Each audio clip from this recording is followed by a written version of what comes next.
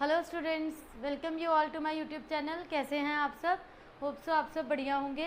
तो बच्चों, last class में मैंने आपको कुछ इंपॉर्टेंट जर्नल एंट्रीज़ करवाई। कंटिन्यू करते हैं उन जर्नल एंट्रीज़ को एंड होप सो आप सबको वो कॉन्सेप्ट्स क्लियर भी हो गए होंगे, ट्रेड डिस्काउंट, कैश डिस्काउंट। तो आज के लिए कुछ इंपॉर्टेंट टॉपिक्स हैं हमारे पास जर्नल एंट्रीज़ में।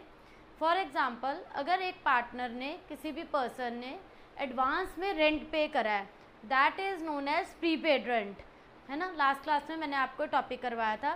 तो उसकी जर्नल एंट्री हम स्टूडेंट्स कैसे पास करेंगे? देखो बच्चों, प्रीपेड रेंट गिवन है क्वेश्चन में 20,000, prepaid rent of ₹20,000 paid by Ram. How will we treat this journal entry? Rent prepaid है 20,000 का। तो बच्चों, इसकी जर्नल एंट्री हम लिखेंगे prepaid rent account debit to rent account. ऐसा क्यों? क्योंकि प्रीपेड रेंट जो है एडवांस में अमाउंट हमारा गया है और हमारा एक्सपेंस का नाम है रेंट। 20,000 आपके एक्सपेंस का नेम है यहाँ पर स्टूडेंट्स रेंट। आपने ये अमाउंट एडवांस में पे करा है, प्रीपेड के नेम से है ये क्वेश्चन में, आपने आगे का अमाउंट अभी पे कर दिया है। तो इसको आप क्या कहेंगे? ये आपका डेबिट है। All expenses are debit. तो what comes in business? Cash होता है, डेबिट होता है। यहाँ पर रूल लगेगा नॉमिनल अकाउंट का। Prepaid rent account debit 20,000 to rent account 20,000।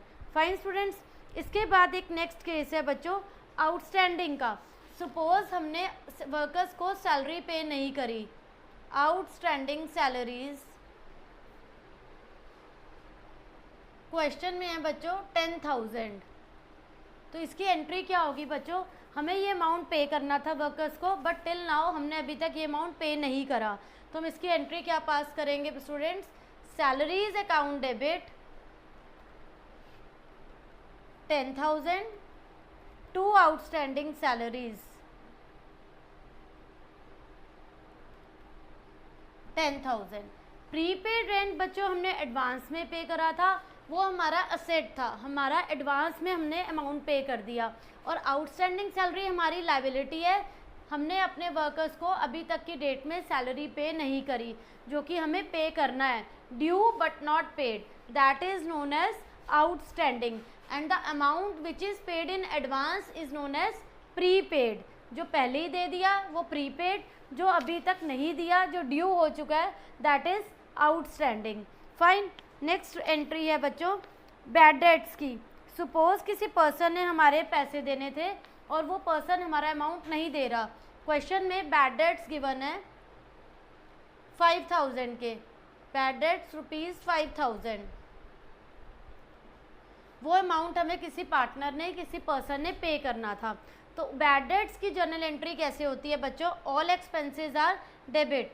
Bad debts मतलब वो पैसा हमारा डूब गया, कोई डेटर था जिसने मेरे पैसे देने थे and now he is not paying that amount. तो ये मेरा बैड डेट्स का अमाउंट है 5,000। Bad debts account debit 5,000 to cash, वो पैसा डूब गया, वो पैसा नहीं मिल रहा। One more entry is there बच्चों। सपोज एक पार्टनर ने, किसी डेटर ने हमारा अमाउंट देना था, but he is not paying that amount, ठीक है। तो वो हो गए bad debts. But in case अगर वो पर्सन मुझे मेरे पैसे दे रहा है, मतलब मेरा डूबा हुआ पैसा रिकवर हो रहा है, that is known as cash account debit to bad debts recover. मतलब इनिशियली जो अमाउंट डूब गया, बैड हो गया, अब वो रिकवर हो रहा है। फाइन। तो पैसा मिल रहा है, what comes in debit, cash account debit to bad debts recover.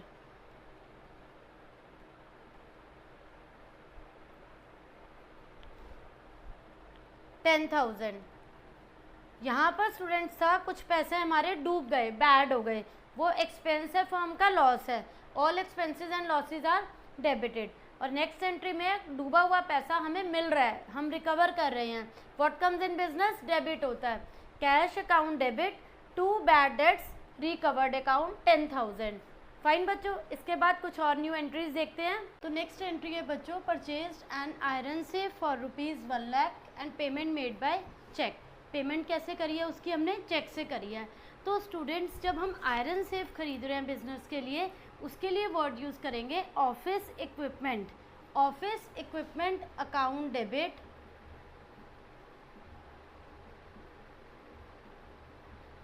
1 lakh rupees, और पेमेंट कर रहे हैं बच्चों हम चेक से। तो चेक के लिए वर्ड क्या यूज़ करेंगे जब हम पेमेंट चेक से कर रहे हैं? To bank account. To bank account. Purchase an iron safe for ₹1 lakh and payment made by cheque. तो आयरन सेफ के लिए वर्ड आएगा बच्चों यहाँ पर office equipment. All expenses are debit. Iron safe business में what comes in debit? Asset आ रहा है बिजनेस में, ऑफिस इक्विपमेंट डेबिट होगा, और पेमेंट हो रही है चेक से। चेक कहाँ से क्लियर होता है? बैंक से। टू बैंक करके एंट्री पोस्ट करेंगे। ठीक है बच्चों, नेक्स्ट एंट्री देखते हैं इसके बाद। सपोज हॉर्स परचेज करा है बिजनेस के लिए, purchase horse for office use 1,50,000। तो बच्चों अगर आप हॉर्स ले रहे हैं या कैटल ले रहे हैं, गोट ले रहे हैं, कोई भी एनिमल आप बिजनेस यूज़ के लिए परचेज कर रहे हैं, तो हम उसके लिए क्या वर्ड यूज़ करेंगे? Live stock account debit. Live stock account debit 1,50,000। और अगर हम उसकी पेमेंट बाय चेक कर रहे हैं, कैश में कर रहे हैं स्टूडेंट्स, तो we will use the word cash account. और अगर हम उसकी पेमेंट जो है वो चेक से कर रहे हैं, तो हम यहाँ वर्ड यूज़ करेंगे टू बैंक अकाउंट, क्योंकि चेक कहाँ से स्टूडेंट्स क्लियर होता है? बैंक से। नेक्स्ट है बच्चों, आपने चैरिटी में क्या दिया? कुछ कैश दिया। चैरिटी में क्या दिया? कैश। कैश में दिया आपने 2,000 और गुड्स में दिया आपने 4,000। तो चैरिटी देना हमारा क्या कंसीडर होगा? एक्सपेंस कंसीडर होगा। तो ऑल एक्सपेंसेस आर बच्चों डेबिट होता है। Charity account debit. What goes out of business? Credit. क्या जा रहा है? कैश जा रहा है। टू कैश अकाउंट 2,000, और क्या जा रहे हैं? गुड्स। To purchases account